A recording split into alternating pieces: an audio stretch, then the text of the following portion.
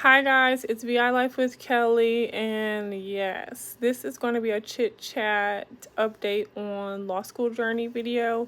So if you are interested in content like this, then keep watching. If you are starting your law school journey and you have no idea what you're doing, then this is definitely your video. So let's get into it. Before we get into it, guys, don't forget to like, share, comment, subscribe. We are on our way to 300 subscribers, which is a huge deal for me, for us, for we. Don't forget about my cash giveaway. Once we reach 500 subscribers, there will be 5 wonderful subscribers who will be receiving a cash gift via Venmo, PayPal, or Cash App is your choice.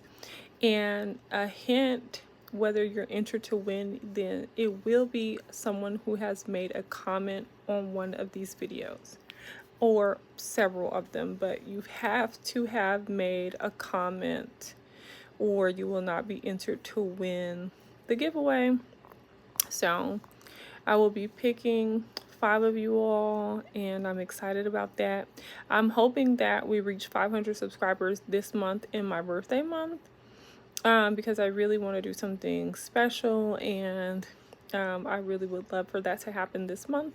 So that's my goal, for us to reach 500 subscribers. That's why I'm pushing out content almost every single day. And then I'm doing a lot of shorts videos right now and just trying to mix up the content. Tomorrow is a big day, as in Tuesday, September 13th. So hopefully I can get more cars and content. I wanted to get that Monster Jam on here. I missed that. And then I had wanted to do a car show. So I'll see you guys. I don't like promising stuff anymore because who knows what really ends up happening. But I do like sharing with you guys what's on my mind. So anyway, guys, leave comments down below. Let me know if there's anything you would like for me to make a video about or talk about. I am going to be doing an updated Q&A next month in October. And I have been reviewing my content thus far. I have over 600 videos now. So I've been looking at what you guys tend to really enjoy, what you're really watching, and what's getting the most views. And so yeah, I'm going to really concentrate on that. I am going to give you guys a lot of cooking videos this fall, but I'm going to condense them down. Last year was just like a rough edit, so some of those videos lasted an hour, 2 hours. I lost a lot of content filming last year like that, whereas this year it's going to be more like clips. So those cooking videos probably end up being like 15 minutes, something like that. So super excited about that. And yeah, to be continued. So let me tell you guys something that I ended up finding out about yesterday. How about Nordstrom Rack did their very first Crackhead Clear the Rack sale? They started it on Labor Day and it ended yesterday. So I had gone in there on my birthday weekend, Labor Day weekend, and they were having, if it was clearance, that meant it was 40% off the regular price, and they were doing an extra 40% off the lowest price marked. And I showed you guys, I did just little shorts videos about it. Well, yesterday I found out, starting Labor Day, which was last Monday, they were taking clearance to a new low. If it was $20 or under marked, lowest price marked, it was $5. Anything marked for 20 and below. If it was 30 and below, it was 10, and from there it was $15. So pretty much everything on the clearance rack was $5 to $15, guys. Could not believe it. Okay. Oh, wow. And that had been going on for 7 days straight. and it was all things apparel. So children's, women's, men's, whatever. As long as it was clothing, it would apply to swimming suits. It applied to pajamas, undergarments, you name it. If it was on clearance, it was $5 to $15. They had Joe jeans in there for $5, guys. They had whole swimming suits, $10. I mean, it was crazy. Jackets. I forgot to look at jackets yesterday. Jackets, coats, dresses. I'm talking about evening gowns, like after 5, night on the town, all dresses. Anything, if it was clothing, robes, pajamas, you name it, it's clothing, apparel. It was $5 to $15. Hosiery, trouser socks, whether it was designer or whatever, Nordstrom brand or designer, it didn't matter. They said, I did get an inside scoop for you guys to know, they are going to do it again. Nordstrom was very pleased with the success of that sale, and they are going to do it again, so I will let you guys know. All right, so let's jump into this law school topic, because you see I still have on my backpack purse because that's how hard of a day I've had. So let's get back into it. Now, I was talking to you guys before about how you need to create an account on LSAC.org, which stands for Law School Admissions Council. I also talked to you guys about registering to take the LSAT exam. There's one more being offered this year for those of you all who are looking to start school in January, or for those of you all who are wanting to see what, where you're at, and then so you could prepare yourself to possibly take it again to be ready for school in August. And so I talked to you guys about the fee waiver that's available now. I come to find out today that there's actually 2 tier levels of fee waiver approval. The highest tier level is tier number 1, and that's where you get 2 opportunities to take the LSAT for free, which is a $215 value per exam, so that's $430. That also includes the prep system, so there's a course that you could take that prepares you for the LSAT that's free. That's included with that, and you also get the CAS system, the credentialing system, that costs $195. That is waived as well, and you can apply to 6 schools and all associated fees that is covered as well. So it's over $1,000 waived for you to complete your law school process. Now, that's exciting for tier 1, and then tier 2 includes some of the same things, but you don't get the prep course exam for free.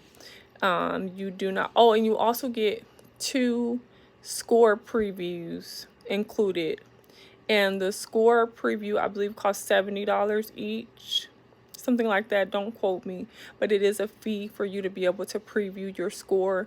And what that means is within the first 6 days that your score is released, you can look at it, review it, and then you can decide to cancel your score. That means that it will not be made as a permanent part of your record. It'll be like you never took it, and the schools will not be able to see that score. And so you can do that twice. You could take the exam twice, and you could preview your score, and as long as you cancel it before the 6th day or within those first 6 days, then like I said, it's removed from your account. It's like you never took it, and nobody knows. So that's included as well. On tier 2 it's not. So another thing, regardless of whatever fee waiver, whether you get tier 1 or tier 2, regardless, you will have to pay for your transcripts and your GRE scores to be sent to the schools. So you won't have to pay for the LSAT when you take that exam. Hit submit, it's automatically going to be uploaded to your LSAC account, and those grades will be transmitted to the prospective schools as a part of your CAS report. So that's, another benefit, and that saves you quite a bit of money as well. Whereas if you are a person who's applying to schools that are going to utilize your GRE scores or GMAT scores or MCAT scores, then you're going to have to go to ETS or those prospective companies individually, and you're going to have to pay per school. Hold on one second, guys. Okay. And so you're going to have to pay per school to have those grades sent. So for example, for me, GRE charges $27 per school. So if I'm going to apply to 6 different schools, or if I did, then I had to pay 27 times 6. That's not covered by the fee waiver. Now, I did say I was going to call ETS and ask them, because I never thought of asking them. So probably in my next update, I will let you all know what ETS said if you have, because having the LSAC fee waiver, many of the schools, once you have that fee waiver and you mention that to them, they automatically will waive your additional fees because you have that waiver with them. So, I'm big on if you have not, because you ask not, right? You have not because you ask not. So I will ask them tomorrow, do they acknowledge that, and do they apply that, or is there their provisions for a waiver if you have the LSAC fee waiver.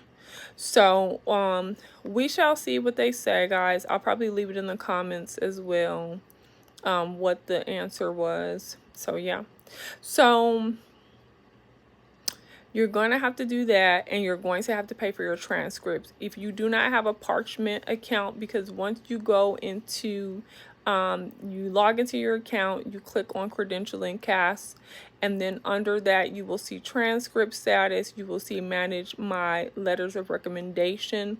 Now, we talked about how you need to purchase your CAS, you need to pay for that. Now, the first thing you wanted to do if you were applying for the fee waiver is wait until you received your yes or no, your permanent answer, before you went any further. So while we were waiting, if you received the conditional approval, the only thing you wanted to go forward to doing was registering for the exam.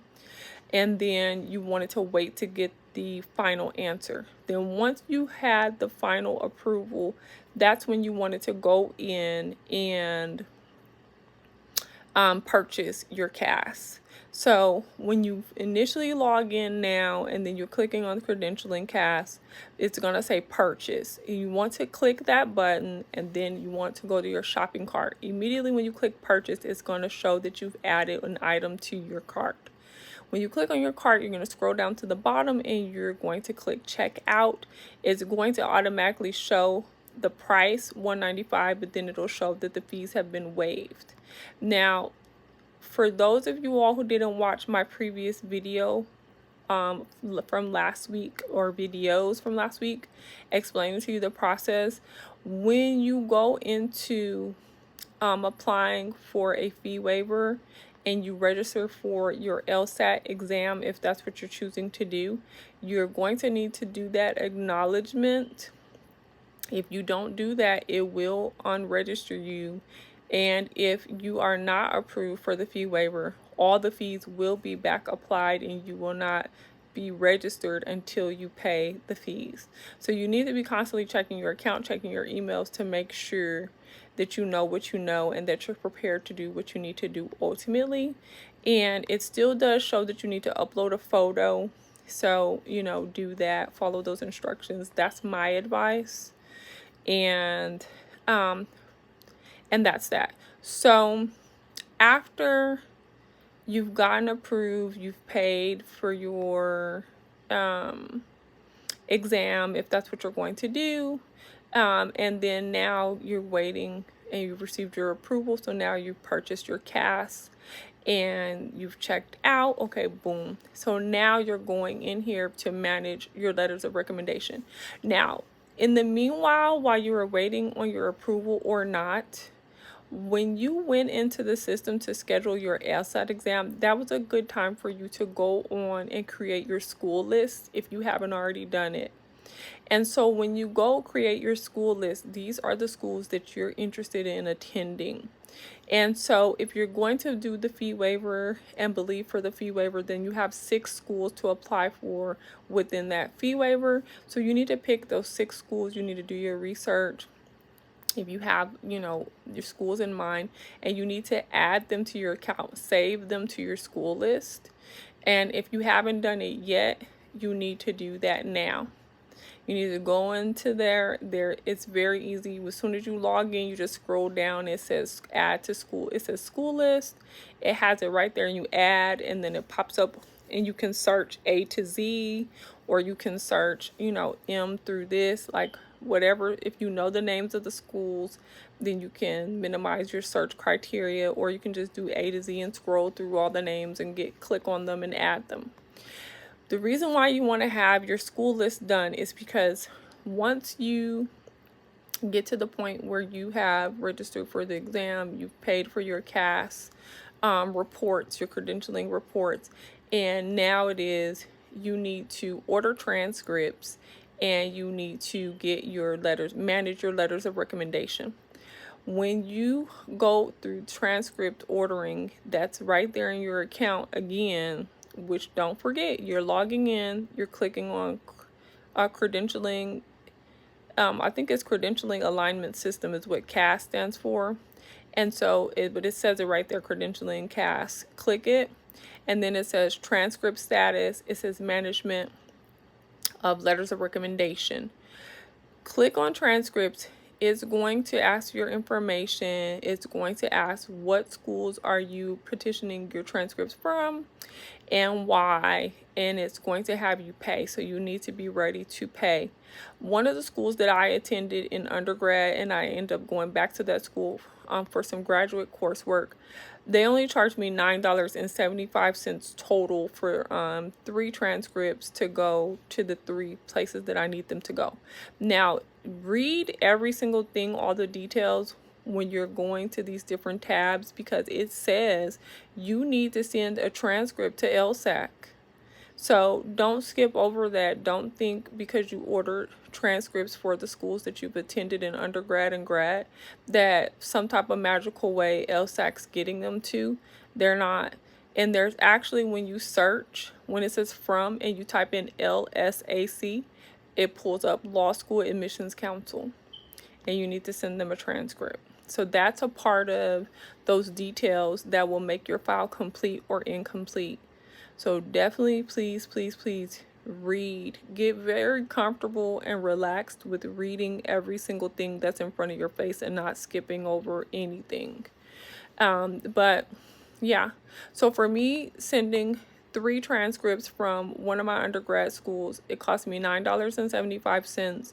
And then another school, it cost me $30. So, depending on the school, what have you, some schools have waived charging for transcripts altogether because they don't want to provide any financial barriers or hardships to individuals pursuing education. So their whole thing is, we're going to minimize as many of these fees as possible for you to get what you need in order to continue on or come back and continue to invest in yourself and support the schools. Okay, so anyway, so I went to 2 colleges, and to send both transcripts to 3 different places, and that was including LSAC, cost me $39.75. Okay, I can't complain. Who's mad? I just got $1,000+ waived, and $39.75 later. So basically, there's like 4 other schools on here on my list that I did not apply to, because honestly, um, depending on what happened with the first two schools, I don't want to throw money away just so I can see a whole bunch of letters from different schools. I don't need to do that.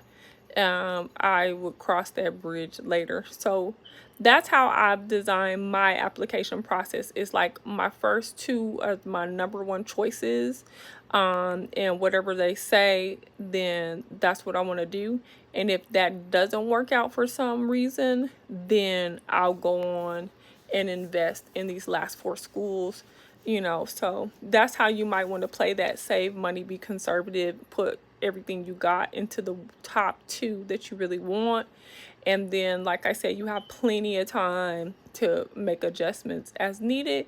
Or you may be a person to say, no, I want to get all this mess out the way one time, get all my letters back, because I'm really not sure, depending on what I get offered at the end of the day. That's really going to tell me where I'm going. So you just have to make your mind up about what matters to you. Okay, so you do the transcript status. If you scroll down to the bottom, like initially you're going to see where it says download printable format for the transcript request, but that's not what you need. The quickest and the fastest, the most efficient, is just doing it the request online. It's the electronic format. That's what you want. You only need their emails. So a lot of them are already registered. So once you click on the school, you don't need to add any further information. But one of the schools that I was requesting transcript from, I had to go and search out their email, which was not a big deal. Just pull up another internet tab and just type in, search right there, whatever the name of the school is, email. Bow. That fast it pops up. So I will tell you, it's so important to use a desktop computer, you guys. I did try out the iPad Pro navigating, and I was successful to an extent, and I was unsuccessful in a lot of areas. Even though my iPad Pro is the largest one, the 12.9, I have the Magic Keyboard, the Apple Keyboard, I have all of the bells and whistles. It still did not give me the proficiency of the desktop, and LSAC constantly says, I mean, it's all over there, it says you need a desktop, a PC, to get this done. So that's how they've coded and formatted their database. And when you do that, you get a lot done a lot quicker.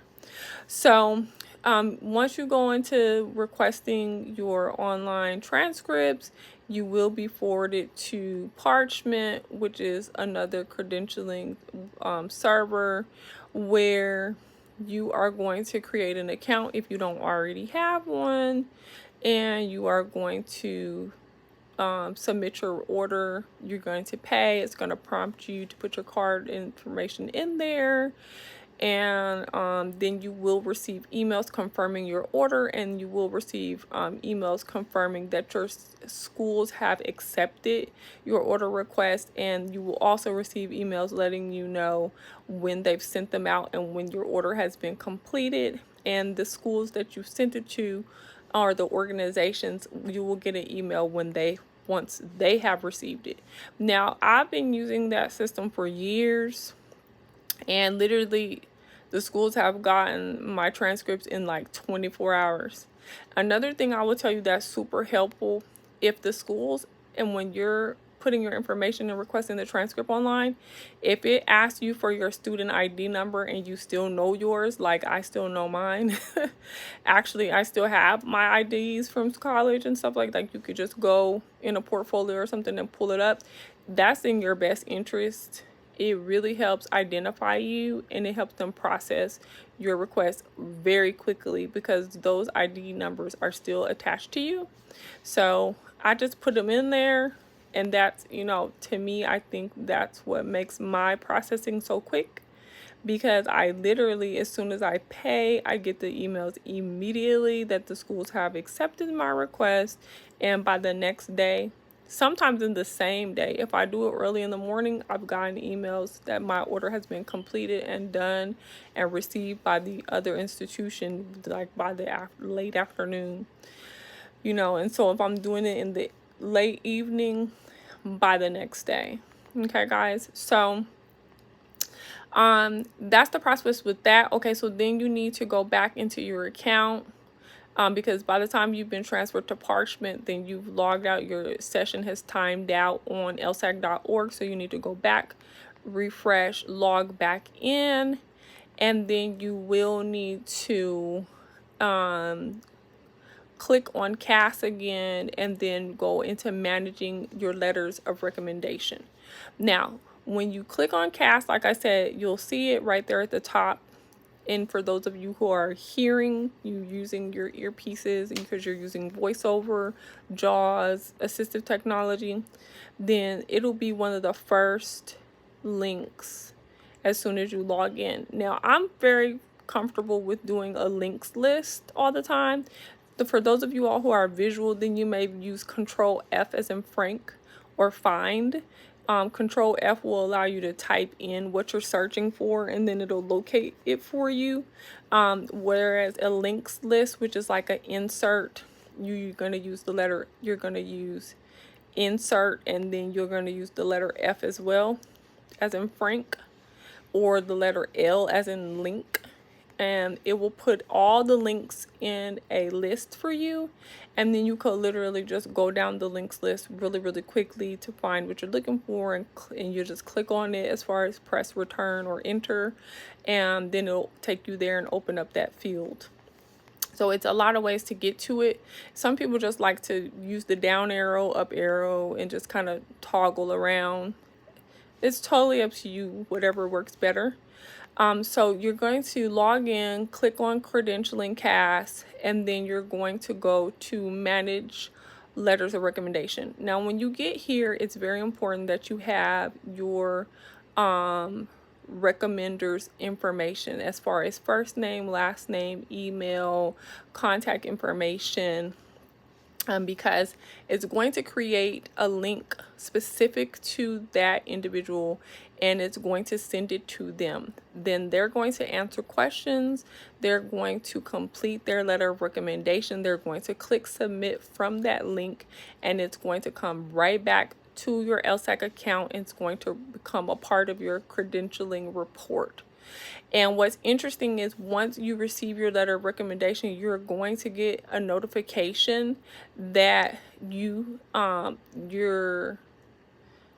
recommender has completed this process, and you now have access to your letter of recommendation.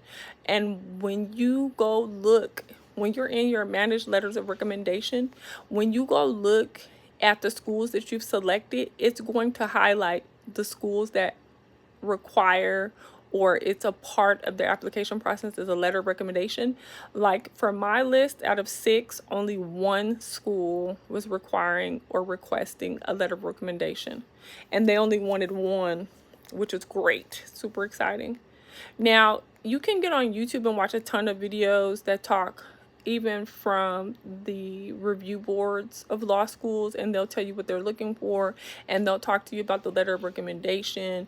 A lot of people have put a lot of energy behind letters of recommendation as far as for students who are coming straight from undergrad, like you came straight from high school, straight from undergrad, now you're in law school, so you have limited experience, you have limited work experience, limited life experience, then you would be a person that would benefit from a letter of recommendation from professors, because that's pretty much your experience base. Those are the people that know you, those are your professional relationships, right? So a lot of colleges have gone away from letters of recommendation because most law school students are non-traditional, meaning that they've been out in the workforce, they have families, they have been working in a career. Maybe this is a career change for them. Like, it's just a lot of different avenues. And so reconnecting with professors and people they haven't,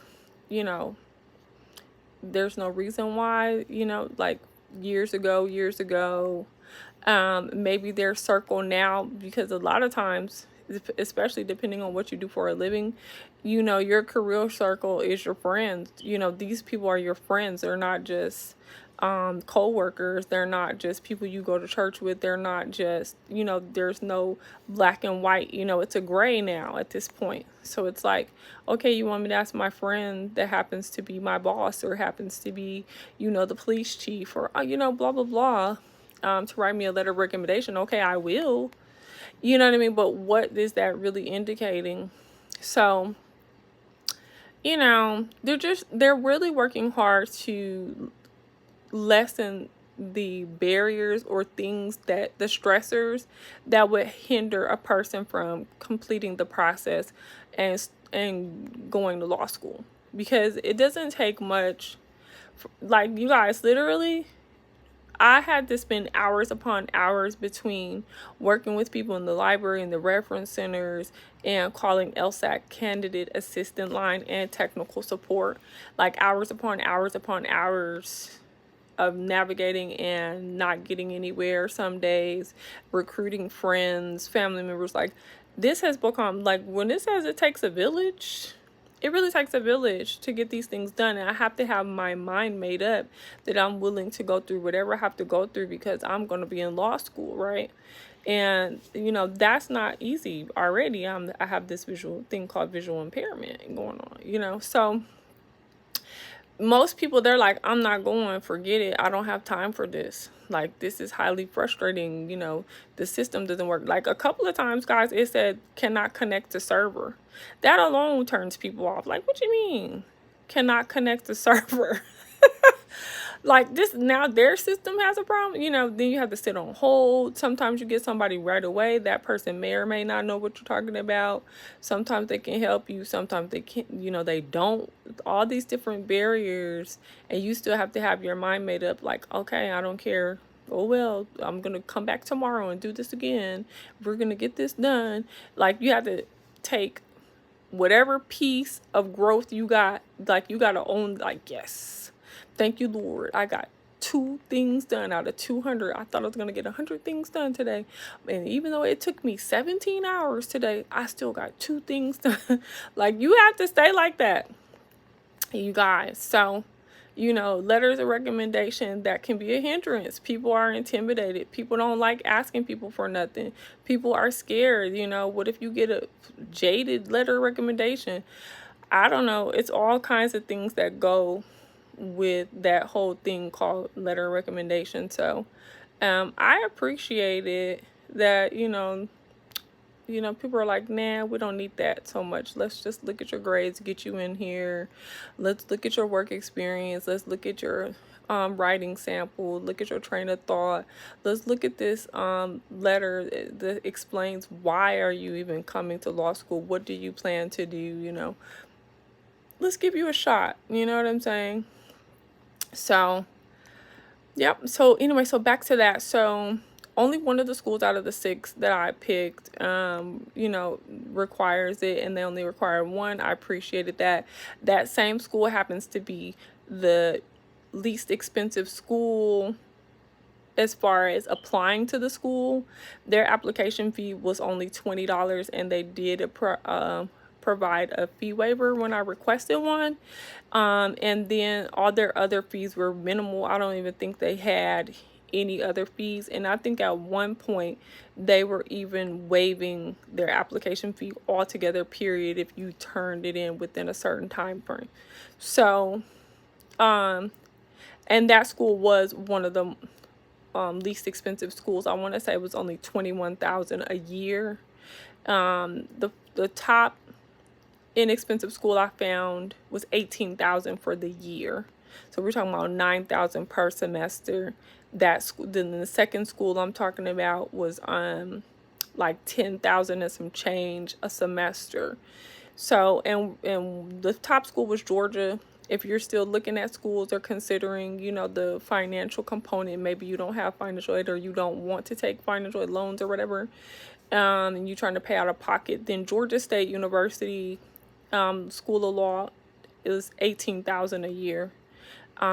Florida International University, $21,000 for the year. I want to say it was like no more than $24,000 for the year, and then it just goes up from there. So One of the schools on my list was $34,000 for the year. I thought that was pretty good for the year, not per semester. I'm trying to think what was the other school I looked at. I want to say the other school I looked at as well was around that same ballpark, 33,000, 32,000 for the year. And we're not saying like housing and all that stuff too. So just, whereas other colleges I was looking at, like a University of San Diego or like a Pepperdine in Malibu, there was like 60 something thousand for the year plus housing and all that had you at 83,000 for the year, you know. So those are things to think about, guys. Those are considerations. I actually was looking at like about 9 different colleges in Florida alone from top to bottom. I had my mind on schools as close as Panama City, Tampa, Tallahassee. I looked at FAMU School of Law in Orlando. I looked at about 5 different schools in Miami and Fort Lauderdale. I had even considered Jacksonville for like 5 seconds. Yeah, so there's a lot to choose from, and the prices are good if you want to go to school in Florida, if you have the opportunity. Now, the attractive thing about going home to California, Pepperdine has a 2-year program full time. It starts in May every year, and you never stop going to school though. So it's like you have a Maymester, you have summer sessions, meaning summer 1, summer 2. You have fall, you have a winter mester, and then you come right back for spring, and then you do it again. And then that's how you get done in 2 years. So May 23, they're done May 25, so you can do that. So yeah, guys, those are options, but of course it comes with a price tag. It's like 80 something thousand per year investment. Walk away with easily $170,000 worth of debt. But I will tell you, it's worth every dime, because your internships are going to pay you very well, and then you're going to walk out away, with career in hand, and you can negotiate as a part of your contract to have your loan debt paid. Hold on, guys. Wow, I should have stopped the camera, because this video is already very long. Let me see. But anyways, guys, so those are things to consider. I looked at colleges in Texas. I looked at South Texas College of Law. They had another great, I think the yearly investment was like $23,000. So that's a great price tag right there. I looked at U of H. I looked at Texas Southern University. They had a great price as well. I want to say they were around the 30s as well. So who's mad? That's a good yearly price to go to law school. I'm trying to think, did I look anywhere else? Did I really think about it? I looked at Oklahoma. I did. I looked at University of Oklahoma School of Law, guys. I did. OU has an excellent reputation. They have a long network, a very successful, powerful, influential network. You will do very good. So, why wouldn't I? I'm not sure what their cost is, because they do really good about taking care of their students' scholarship money, and also they take the GRE. So that was a huge consideration there. And so yeah, so anyway, guys, construct your school list. You can do that at any time. I started mine as soon as I created my account. There's a lot of resources in your LSAC account for free prep tools. Don't get wore out with that. I would say take your time. I enjoyed watching a lot of YouTube videos. I got a lot of information from that. I got a lot of helpful tips there that prepared me. I am going to be doing a video on my experience taking the LSAT as a visually impaired person and as a person utilizing a proctored software from my own computer. I'm thinking that, the best advice I could give for someone visually impaired is to set that up with the library staff to do that with you, or hire someone for the day to be your visual assistant, because best case scenario, you get done with 4 parts in 35 minutes each, which was 140 minutes, and then you get your 10-minute break in between that, so that's 150 minutes. So pretty much, let's just say you're gonna need this person for 3 hours. Is that right? Yeah, about 3 hours. So, prayerfully it worked out like that for you. You can hire somebody for 3 hours to be there with you, just in case, and get it done. You will still need someone to help you do your writing sample, and you'll need to get that done. Maybe you guys could do that the same day if you wanted to do all that to yourself in one day, or have them come like a few days before. You have 8 days prior to the exam. So if you're taking it in November, you have from November 3rd all the way up till the 11th before to do the writing sample and submit that, and then take the exam and then be done. So when your scores released, because your scores won't be released without the writing sample. So that's my advice. If you have someone you trust that you could hire or assign to help you do that, so you can clear that before the exam, because you do have to have it cleared as an acceptable accommodation, then that's what I would suggest. If you have a private space in your home where you're not going to be distracted. If you don't, then I would say get to your local library, explain to them what you have going on, get one of those study rooms blocked off for probably like 5 hours, and do it twice. I would have it, set for you one day to do that writing sample, and I would just block off like 3 hours for that, and then you know what you need, and then 5 hours blocked off to do the 4 individual parts, and then pray that you don't need 5 hours. And that way the librarians know to come check on you regularly, and then if you have an issue about, you have multiple people to come in there and help you, rather than being stuck.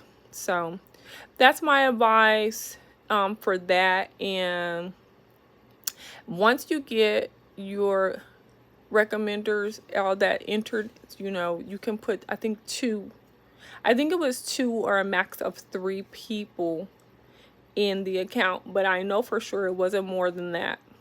So you need to think, who do you want? Now, some people say that it's better for you to have a letter of recommendation from a professor who could evaluate you on a scale, like measuring you for all different realms, maybe measuring you, your character, your proficiency, your analytical skills, your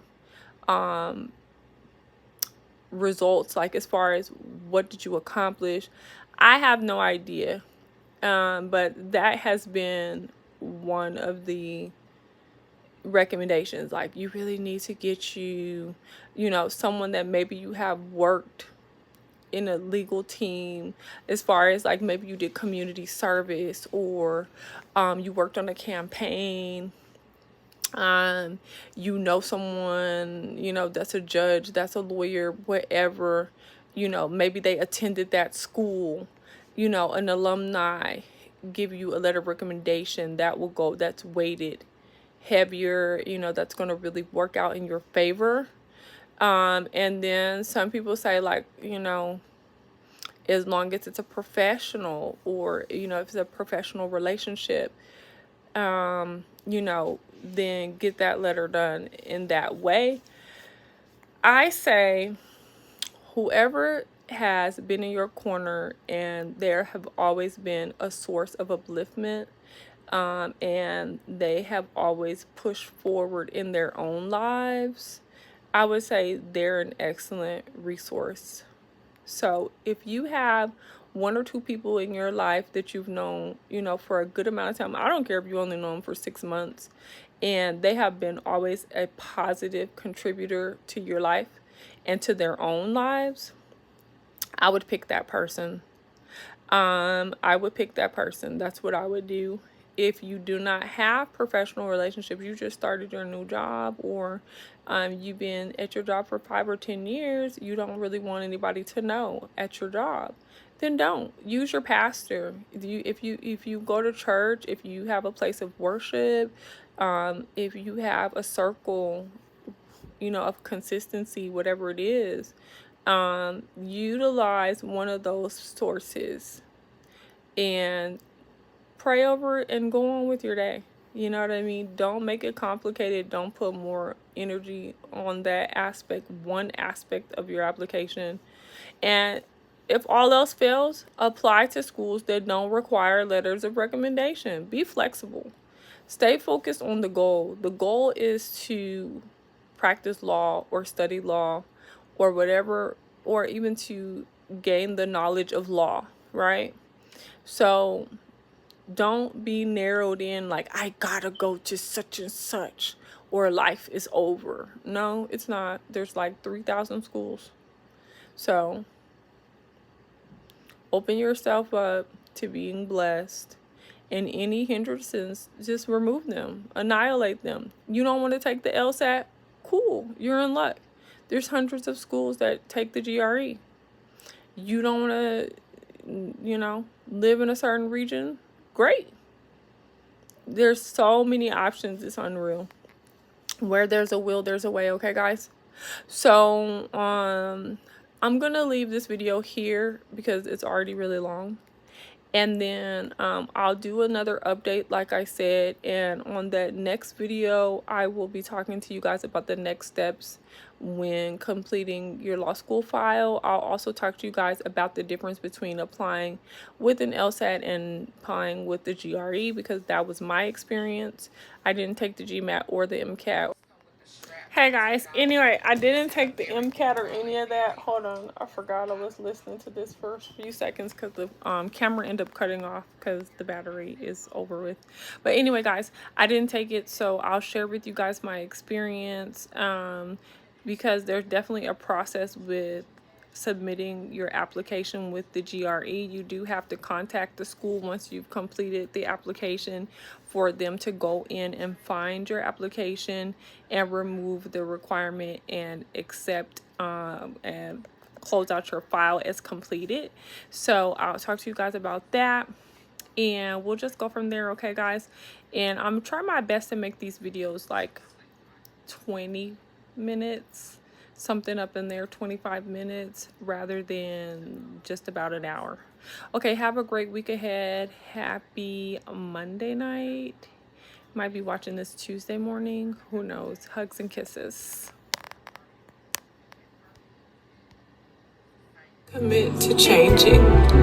Commit to trying something different, stepping outside of your box, changing your energy, accepting that today is going to be it's already an amazing day.